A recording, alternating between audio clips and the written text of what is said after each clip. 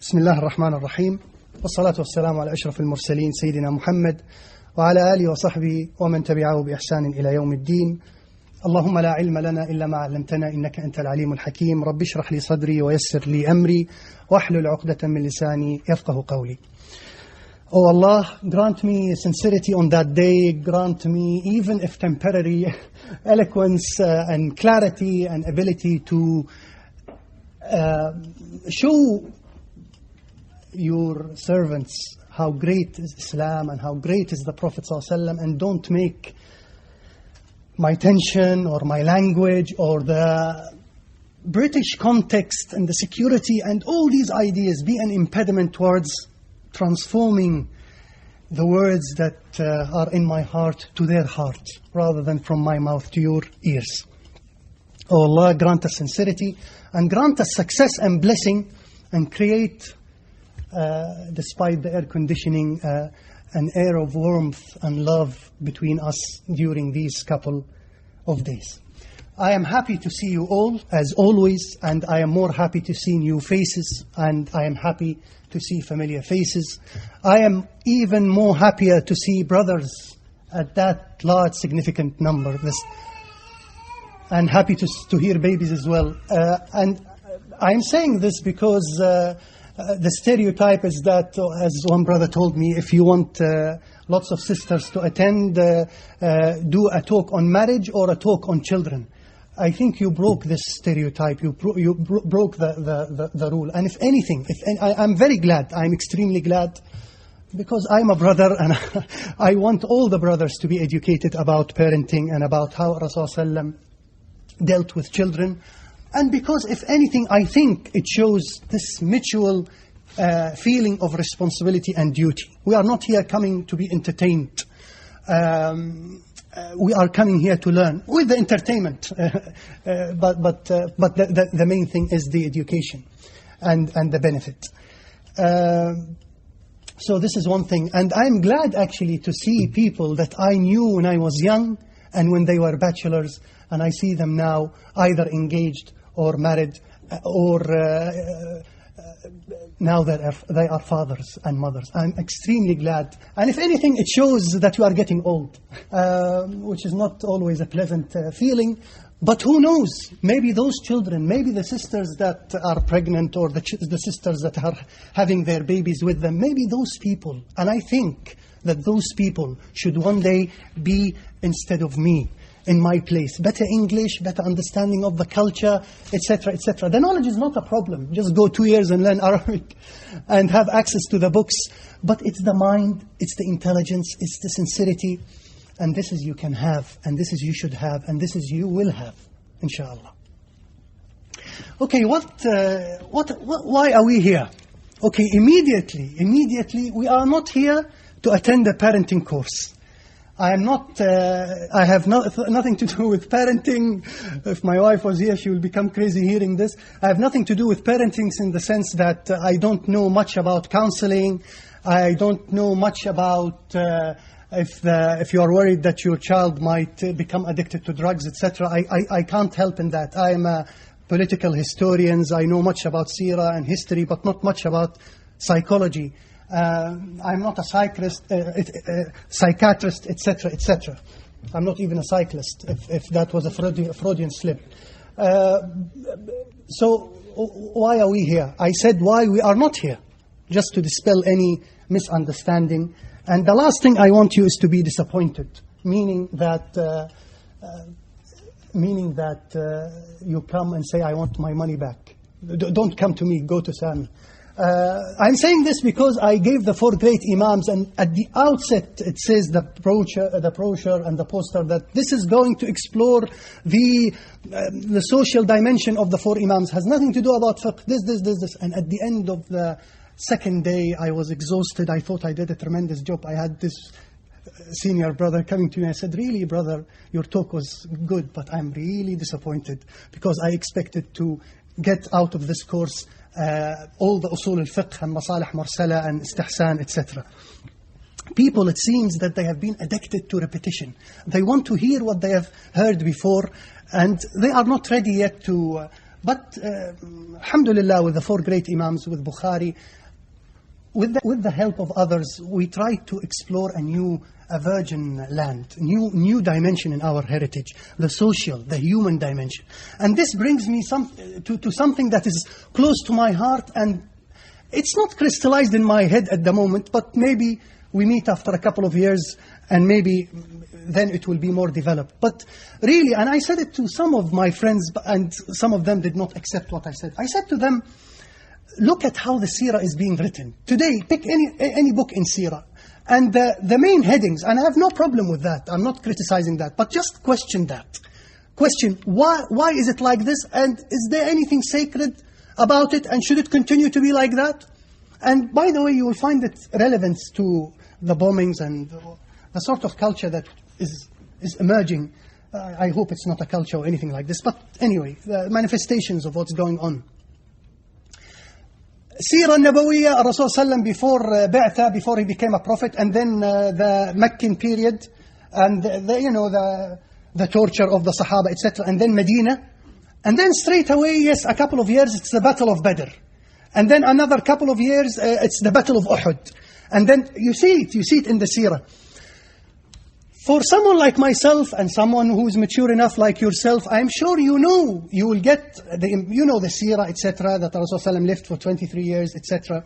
But imagine a young boy or a young girl reading that. What is the impression? The impression is that Rasulullah was doing nothing other than fighting, was entering a battle and getting out of it in preparation for another battle. And our entire culture in the talks, etc., it's about Badr, Uhud, Khandaq, Hudaybiyah, Fath Mecca. The impression that people get is that we are always in a continuous state of war.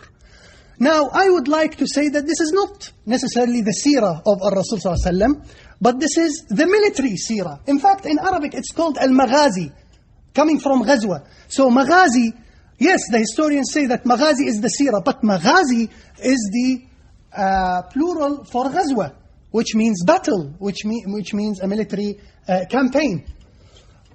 What we tend to not focus about or to study enough is what happens in between Badr and Uhud. What happens in between Badr and Uhud, between Uhud and Al-Khandaq. Rasulullah goes and settles in Medina. He interacts with his wives. He interacts with children. He talks to the companions in the mosque. He walks the market. He is doing what? He is living a civilian life. This civilian life is omitted or studied enough in the books of Seerah. So what am I trying to do here? It's not a parenting course, but you can say it's a Seerah course with two unique things. The camera in that narrative is focusing on the children. It's not focusing about a confrontation between Abu Jahl and Rasulullah sallam. It's not focusing on Bilal that is being wept in Mecca and he's saying Ahadun Ahad. No. The camera is focusing on the children. Wherever there are children, the camera moves. And in fact, you will notice that with all the hadiths that are in the course, the holders of the camera are children. So it is Anas ibn Malik, who is a child, who is actually following the actions of Rasul sallam whenever he interacts with children, documenting that interaction. Fascinating. So number one, it is seerah, where the camera is focusing on the children and the holders of the camera are children. Number two, a civilian context, a civil context. No swords, no weapons. Why? Because Rasulullah is developing.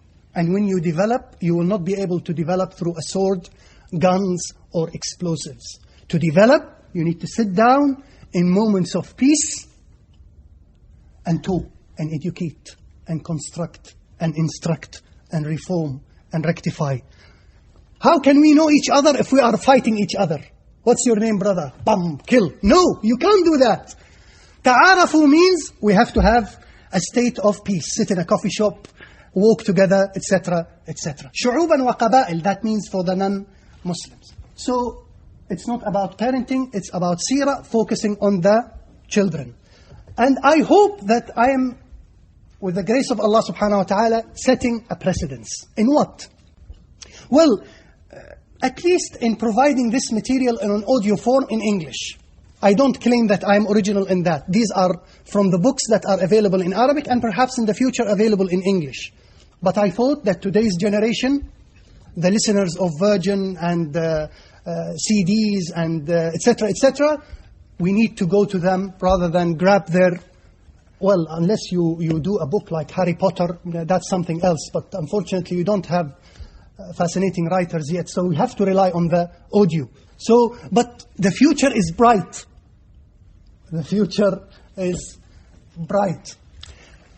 And I'm sure that in the future things will be better than that. So providing it in an audio form. But number two, I'm trying to provoke you to think about other things that can be done in the future.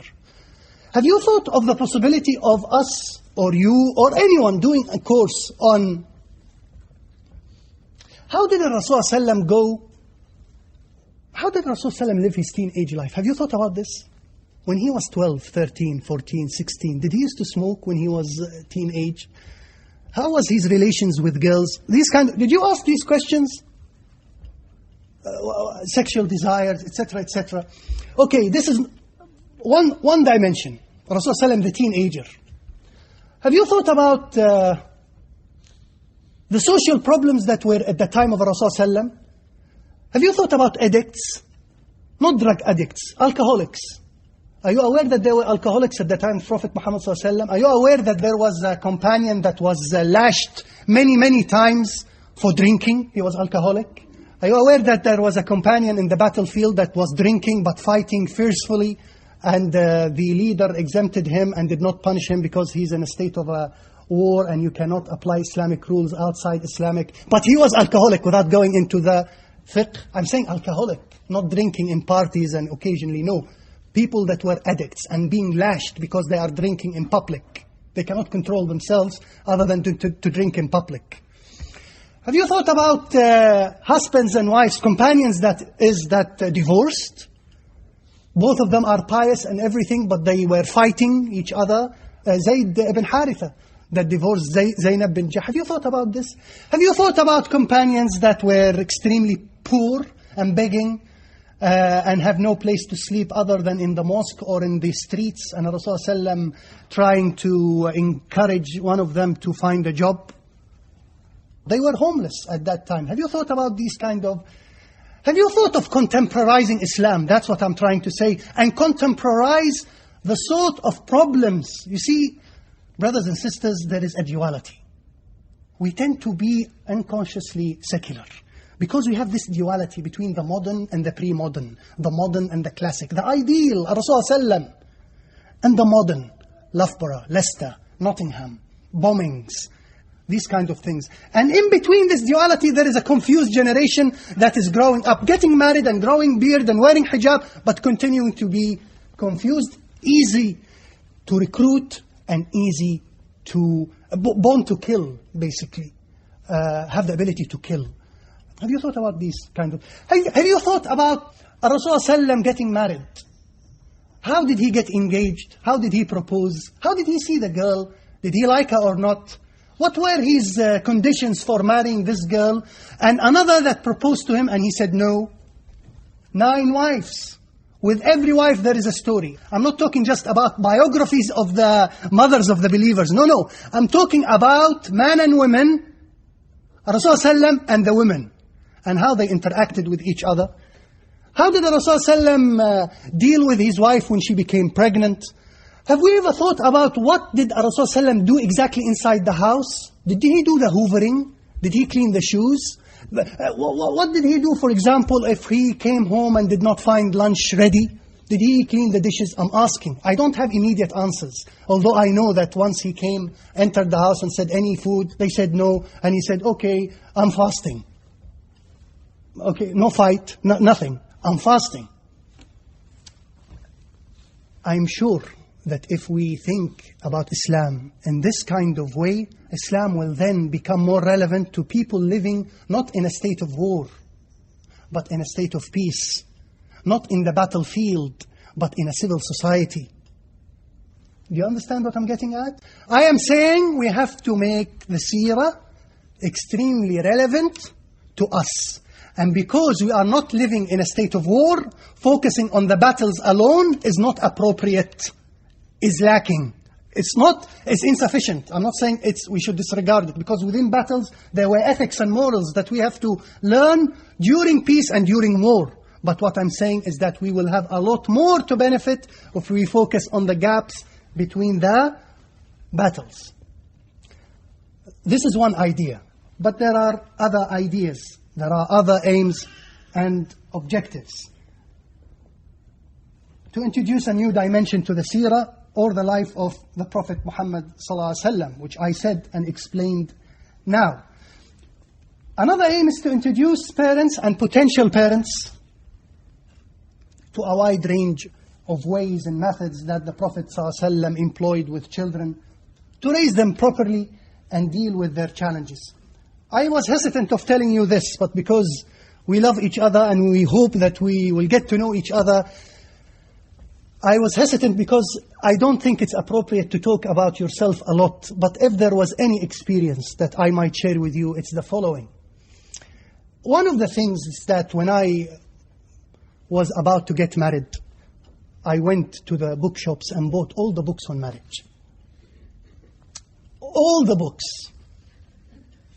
in Arabic. And sometimes in English. I read John Gary's Men Are From Mars and Women Are... And these kind of... it's entertaining. I read them. To understand, I don't have sisters, so to understand women, my future wife... So I read the books. And the best way, I tell you this as a teacher, the best way to learn is to teach. So when I was reading these books, I was offering myself to give the Jum'ah khutbahs in the mosques. So, brothers and sisters, today inshallah I'll talk to you about how Rasulullah dealt with his wives. And I gave this khutbah years ago in Cambridge and in Good Street, and people were going to stone me. How did Rasulullah deal with sexual desires? This is one of the sessions here. So, books on marriage. Then when my wife became pregnant, I began to read, but not a lot now. Now I began to buy the books on children for my wife rather than... I did my bit in the marriage books, but I continued to read the books on children. And I found this fascinating book which is called Al-Manhaj al-Nabawi fi Tarbiyat al-Atfal. The prophetic methodology in rearing and breeding and raising up children. Very small book, about 200 pages, small, like A5. And I want to tell you at the outset that this book fascinated me. And I read it once, and I talked about it to many people. I bought many copies, and I gave it to my wife to read. And I want to tell you that a lot of what will be said today is based on that book. But other books as well, internet sites, etc., etc. Why am I saying this? I am saying this to encourage you to read. If you are not married, read about marriage. I'm not saying that this will compensate the experience. She might not be the woman that you read about in the books. She might be more beautiful and more, mashallah, better than that. But you have to read. Reading is good. So read about, and if you are pregnant, read about children. Not just through the GP, the physical and the health and breastfeeding, etc. No, the development and the psychology. And I ask Allah subhanahu wa ta'ala to help us to take you through some of the things that Rasulullah did with children.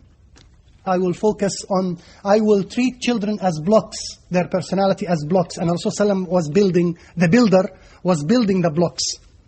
Was building the emotional block, the spiritual block, the sexual block, the social block.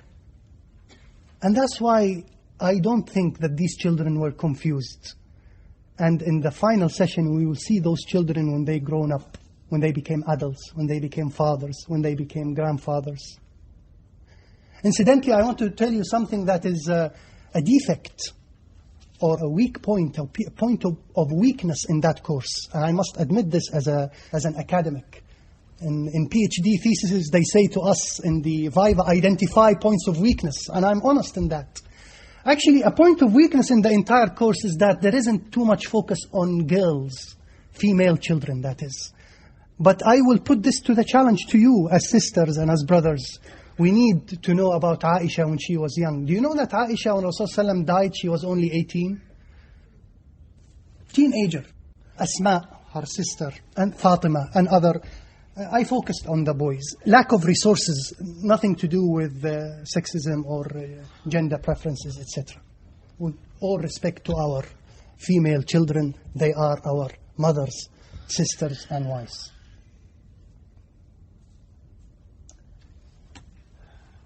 Number 4, I think I wanted to throw it to you to think about things rather than me doing the talking, to develop analytical skills through the prophetic examples introduced and think about the challenges involved. I'm saying this because you might find a story in the seerah, but you have to ask yourself, what is the essence of that story?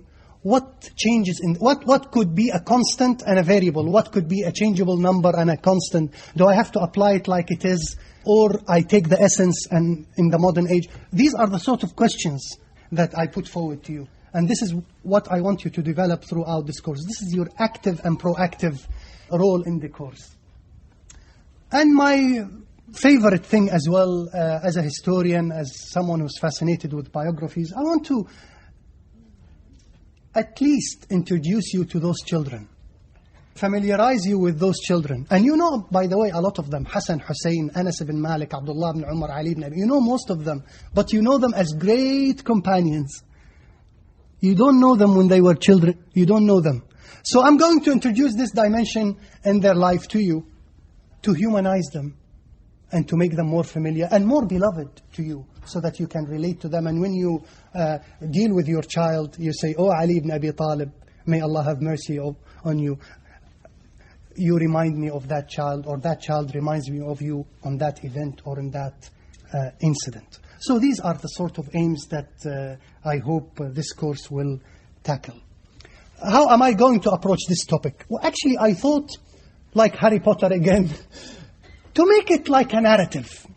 Okay? What do you do in a narrative? In a narrative, at the outset, you introduce the audience, the reader, the listener, to your characters. So who are our characters? 2 characters. One is the Prophet ﷺ, children around the Prophet. And the second is the children. So this introduction is going to introduce you to the Prophet ﷺ. But I'm not going here to provide you with a biography of the Prophet ﷺ. I am only going to provide you with things that I believe had an impact on children. So that when we come and talk about verbal or non-verbal body language, you come and appreciate. Hence the talking about the eyes, the lips, and the touch, as will become clear in the following session. So I am holding the camera now. I'm going to introduce Rasulullah to you, and I'm going to think about you as children.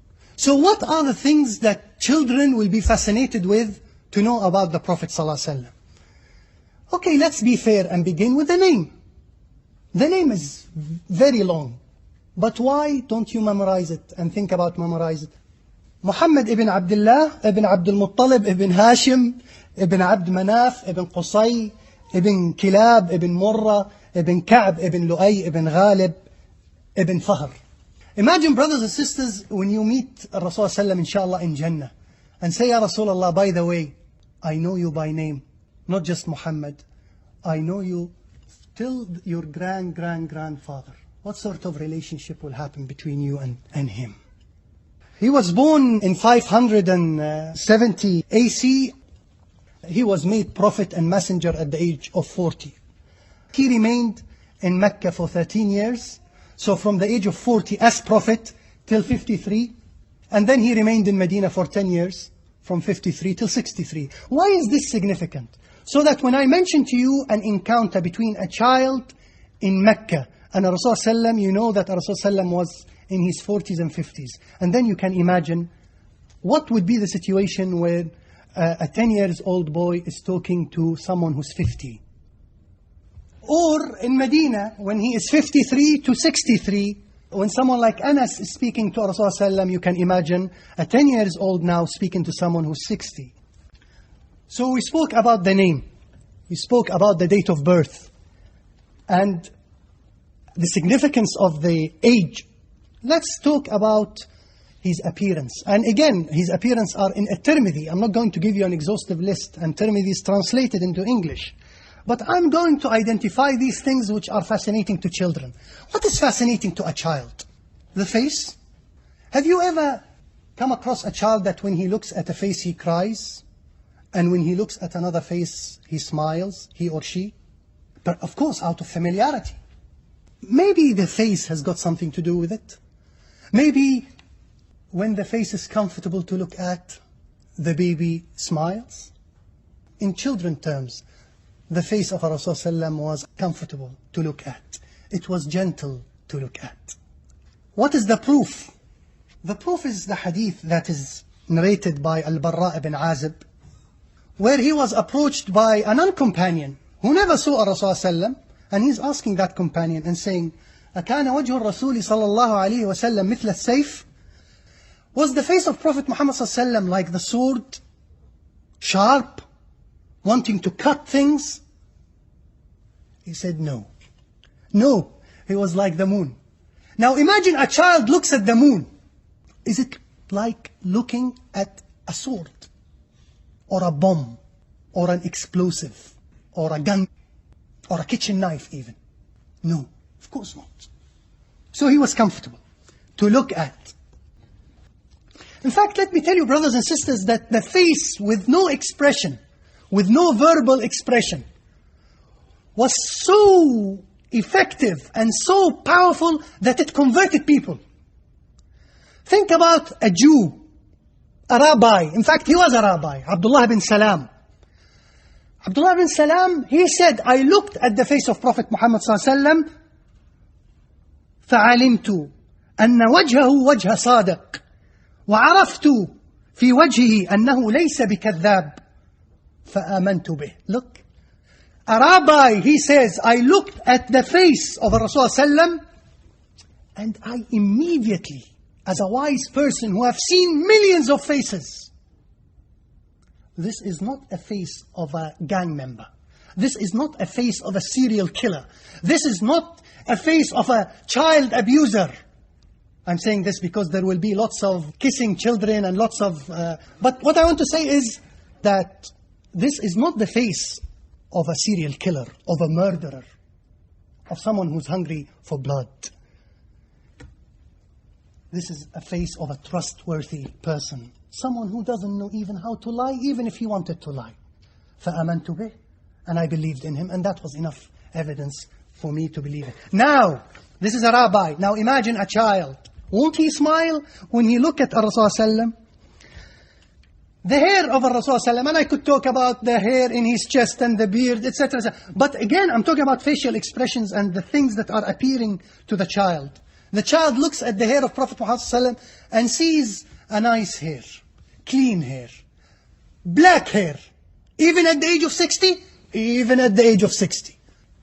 He was, to the children, not extremely old.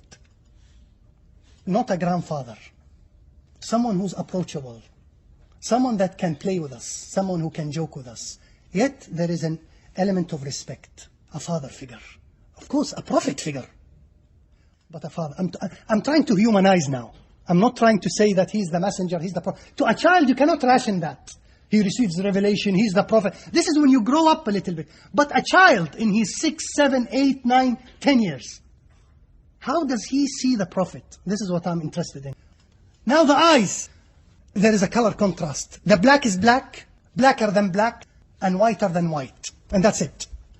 No red, no blood veins, and wide eyes. So imagine this. Imagine this wide eye, and imagine it in a context of smile. There is a fascinating hadith where a child says, Abdullah bin Haritha, his name. He says, مَا رَآنِي رَسُولُ اللَّهِ صَلَّى اللَّهُ عَلَيْهِ وَسَلَّمَ إِلَّا وَابْتَسَمَ فِي وَجْهِهِ. Whenever Rasul sallam encounters me, he smiles. Brothers and sisters, think about someone who's called Muhammad in Liverpool. Comfortable face. Whenever he sees you, he smiles. He has wide eyes. He's caring. He's loving, etc., etc. At the outset, you haven't dealt with him. He might be a bomber or anything, but you haven't dealt with them. Won't you fall in love with him? So imagine the child encountering all that. Anas ibn Malik, who lived with Rasulullah 10 years, would you imagine that he lived for 103 years? And he says, not a day passes since Rasulullah died without me seeing him in the dream, and without me crying every day when I remember his face. And this is the kind of impact that the physical appearance of the Prophet ﷺ had on them. Now, have you ever thought about that before now? We looked at the physical appearance of Rasulullah ﷺ, but have we looked at that dimension? You see, brothers, this table here, I'm always used to looking at this table from this angle. Now just shift your head a little bit and go and look at it from this angle. Look at it as a woman, and look at it as a man, and look at it as a teenager, and look at it as a child. I assure you that you will get different readings than the reading of At-Tirmidhi and Al-Bukhari and Ibn Kathir. And this is, I think, your active engagement in reading the text. Now imagine this eyes, smiling eyes, and imagine the lips. The lips are quite white, so when he speaks you can't miss it. When he say, shh, you won't miss it. When he says, Anas, come, you won't miss him. Even if you are deaf, you can see the lips. And no smelling mouth, no yellow teeth. The teeth is clean. The miswak is in the pocket. And the teeth is not broken, or has bleak, or is black, or is diseased. The gums are healthy. This is exactly what a child will be looking at when someone speaks. And it does play a tremendous role on the child, who might not understand the rationality behind each word, but will understand in which context and how is it being articulated. And then when he talks, he speaks very clear.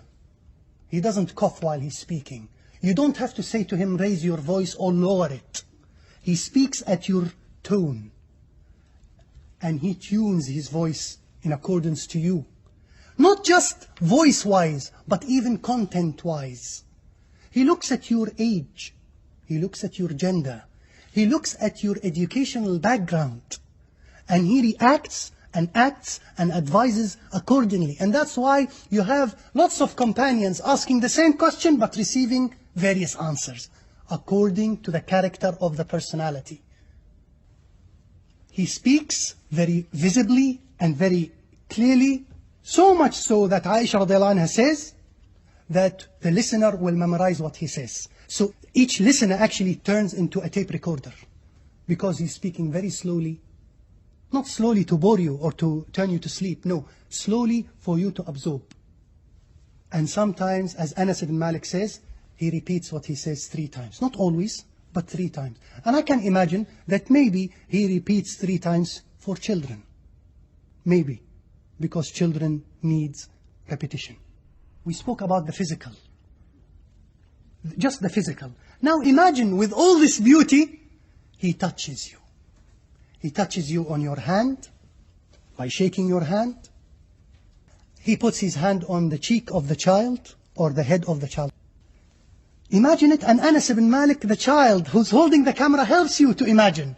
He says, I never touched something that was softer, even softer than silk, other than the hand of the Prophet sallallahu alaihi wasallam. وَلَا مَسَسْتُ خَزًّا وَلَا حَرِيرًا وَلَا شَيْئًا. Nothing did I ever touched in my life that was softer and tender and smoother than the hand of the Rasul sallallahu alaihi wasallam. And you might say this is an exaggeration, the following quotation.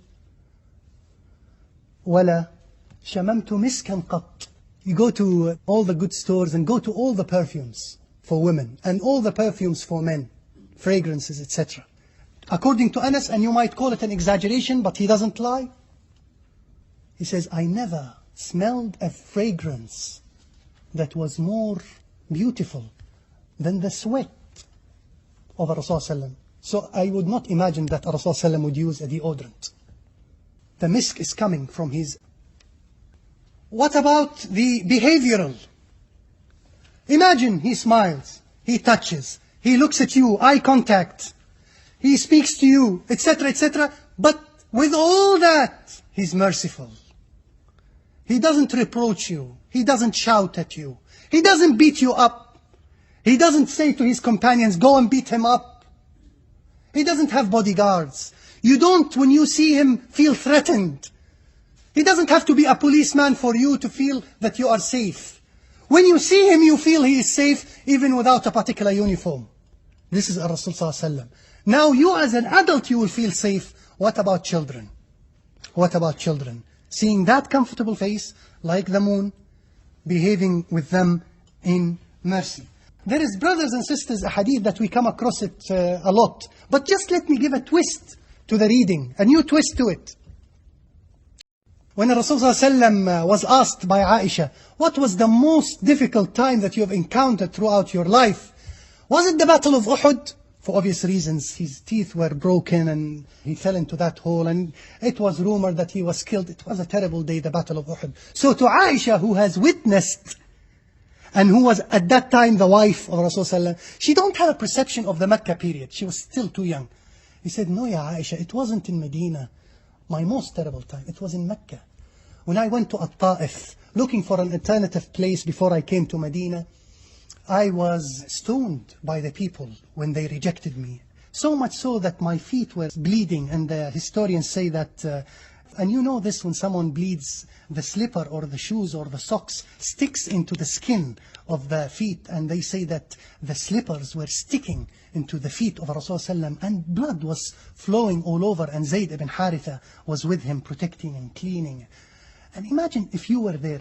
If someone now in the street slaps you and the police comes and says, did he physically abuse you? You say yes. Would you say at that time, no, he didn't? And when he comes to you, this person, and he says, why didn't you say to the police? You say to him, well, I forgive you. Maybe one day you will become a Muslim. Or maybe one day your children might become Muslims. Well, Rasulullah did exactly that. When Malak al-Akhshabain, when the angel came, the angel of the mountains, and there were two big mountains, and Rasulullah was in between, and the angel was saying, I have an order from Allah subhanahu wa ta'ala. Look, the connection now, it's with Allah. It's not with the police, it's not with the security, no, it's with Allah. Allah is sending angels now to go and see what does He want. And the angel says to Rasulullah, shall I just crush them in between these two massive mountains? And the angel is speaking with a fierceful voice, angry voice, for what he saw. And the human being elevates over the level of the angel in kindness and forgiveness, only because he's the Prophet, Rahma lil Alameen, and says no. You know why no? Because of the children. Not because of them, because of the children. Have you ever thought about that? Have you ever thought how children are very beloved, very valuable, very hopeful, that you put hope on them that one day they will change things, that one day they will turn Ta'if into a Muslim city? Look at the vision, brothers and sisters. It's not just about blood. It's not about ego. It's not about that they insulted me. It's about, what do you want from this earth? What do you want from those human beings? Do you want to bomb them, kill them? Or do you want to change them from within? This needs vision, needs education, needs tolerance, needs mercy. You know, Rasulullah, he says, the most beloved thing to me is to pray, and to pray, and to pray, and to pray. But what is more beloved for him is not to see a child cry. That's why he shortens the prayer. Have you thought about it like this? That he comes against his own emotions and feelings and joy for a greater joy, and that is to keep the child quiet and to keep the mother not concerned about the child crying while she's praying. Al-Rasul sallallahu alayhi wasallam again dealt with children, and this is in relation to talking again. I'm referring to talking. Al-Rasul sallallahu dealt with children on their level. On their level. Today, they say a 6 years old is different than a 3, is different than 10, is different than 12. I assure you that Rasulullah knew that perfectly well. And I'll give you an example. Before the Battle of Badr, the Muslims wanted to know the number of the mushriks. So they took a young boy who was the shepherd and taking care of the food. They kidnapped him. And they wanted to know how many mushriks were in the battle.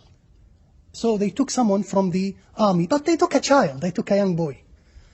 And they started telling him, how many are they? How many are they? And they are what? Hundreds. Well, they were about 1,000 something. So they are beating up the child to get him to tell them how many are in the battle, how many mushriks. And the child is screaming and crying. Wallahi, I don't know. And Rasulullah saw them beating the child. So he stops the fight, or he stops the beating. And he says, what do you want to know? He said, Ya Rasulullah, I want to know how many are in the battle. He said, okay, I'll speak with him. I'll deal with him. And what sort of question does he ask? If it was you, what would you say? I don't know what would you say. Certainly it would not come to my mind. He says to him, how many camels are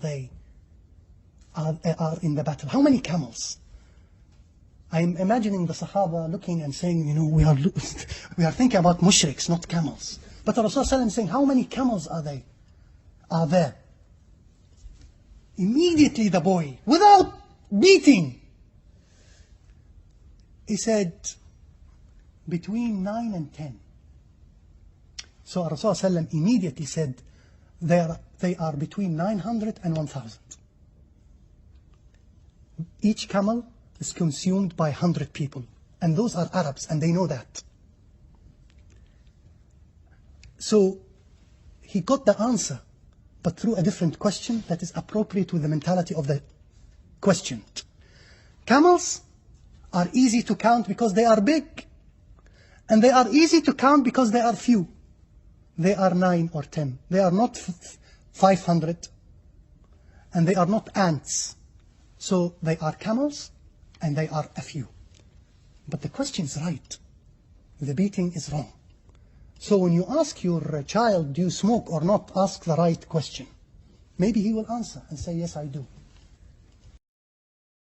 Okay, I spoke a lot about Rasulullah. I spoke a lot about his physical appearance. What about his childhood? Well, we can do a course on that, but I'm just going to say a few lines. Rasulullah was orphan, but he had an extremely healthy childhood. Wherever he went, he was playing. He played. Simple as that. He played with the children. In Mecca, Rasulullah had 10 uncles and 6 aunts. Uncles like Al-Harith that died before uncles, the brother of the father, Abdullah. He died before Rasulullah became a Rasul. Another uncle is Al-Abbas, who became Muslim, and he is the father of Abdullah ibn Abbas. Abu Talib, and he is the one that took care of Rasulullah. Abu Lahab, unfortunately, severe, dangerous, mushrik, and continued to be mushrik. Hamza is an uncle, and he was shaheed. And Abdullah, of course, the father of Rasulullah. The aunts were Safiya. She is the mother of Zubayr ibn al-Awwam, who is the father of Abdullah ibn Zubayr ibn al-Awwam. I don't want to bore you now, but these are great people, by the way. And all of them have books written about them. Arwa is another aunt. Humayna is another aunt. I am telling you this to notice that he had a big family, and all of those aunts and uncles had children of the same age that were playing with the Rasul Sallallahu Alaihi Wasallam. So he had a healthy childhood. He was not an isolated orphan. He was not an orphan that knew no one. He came from a Hashemite family that had lots of children. And you are aware, again, that Rasulullah went outside Mecca. Why? Because city life was corrupt. The Arabic was corrupt, so they needed to speak proper Arabic. They sent their children. But another thing is that they can play in the open. Not in a small park, closed through, but in the open. And that's what Rasulullah was doing. Do you remember when Jibreel came and dissected the heart of Rasulullah and took this black spot? In which context did he do that? Inside the household? Rasulullah was waiting? When is Jibreel coming? No. According to Al-Bukhari and other muhaddithin, أتاه جبريل وهو يلعب مع الصبيان. So even when he did such a painful thing, you might think he did it in a context of playing, in a context of joy. And of course it was an enjoyable thing because you will become purer and purer. But the point is that it happened while he was playing with children. Do you know that Rasulullah went to Medina when he was a child? Because his mother is originally from Medina and her relatives, Bani Najjar, are from Medina. Do you remember when Rasulullah went to Medina with the camel and Bani Najjar said, Ya Rasulullah, come and stay with us, your mother, etc. We are relatives. Do you remember all that? Because when he was young, he traveled with his mother once to Medina. Once or even more. But what is more fascinating, according to the Musnad al-Imam Ahmad, in a hadith narrated by Anas ibn Malik, this is what is fascinating. أن الرسول صلى الله عليه وسلم سبح وهو صغير في بستان أخواله بني النجار ولعب مع الصبيان. The word لعب مع الصبيان repeats itself, by the way. أتاه جبريل وهو يلعب مع الصبيان. بني النجار ولعب مع الصبيان. He's always playing, Rasul صلى الله عليه وسلم. And imagine when someone is playing, is he crying? No, he's laughing and giggling and probably hitting this child and exploring and. This is young Prophet صلى الله عليه وسلم. That one day he will be bleeding in a Ta'if and one day saying, oh Allah, it's for the offspring of those kuffar that I'm worried about. This fascinating hadith that is narrated by Anas ibn Malik, he says, أن الرسول صلى الله عليه وسلم سبح وهو صغير. He swam, he was swimming in the small swimming pool in the house of Bani Najjar. Can you imagine the child, Rasul Sallam swimming? So when Rasul Sallam says, teach your children to swim, he is an expert in swimming in a country or a continent or Mecca or Medina that had no sea. Because when he was a child, he used to swim in a swimming pool. Brothers and sisters, have you ever thought about Rasul Sallam like this? Ask yourself that. I identified now one major character in our narrative. You remember our story? This is the beginning of the narrative, by the way. I don't want to lose you. Bear with me. The beginning of the narrative is that I identified the character of Rasul Sallam. Spoke about the appearance, behavioral character, swimming, lovely childhood. Now I want to bring the children on the stage for you to get to know them. Let me begin by someone that you will get to hear his name a lot. And that is Anas ibn Malik, radiallahu anhu. In a nutshell, Anas was the servant of the Prophet Muhammad sallallahu alaihi wasallam. And Rasulullah, when he used to joke with him, he used to say, Unais, Unais. And Anas means happy, means keeping company. It's a lovely name. And it's short. Anas, by the way, died at the age of 103. But let's go to Anas, the 10 years. Anas is the servant of the Prophet ﷺ, and he continued to be with Rasul ﷺ for 10 years inside the household. This is a fascinating thing, by the way.